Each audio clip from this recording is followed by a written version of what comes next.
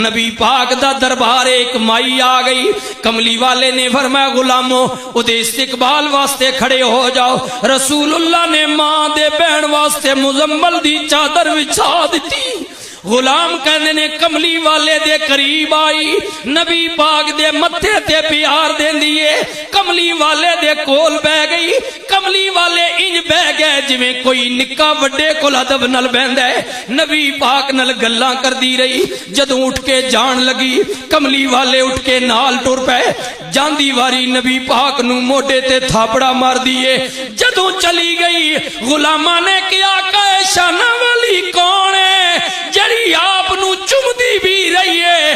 آقا آپ نے چادر تے بہن دی بھی دعوت دیتی ہے. کملی والے جڑی آپ نو تھاپڑے مار دی رہی ہے. نبی پاک نے فرمایا غلامو جان دیو کون ہو؟ اے آن والی میری سکی ماں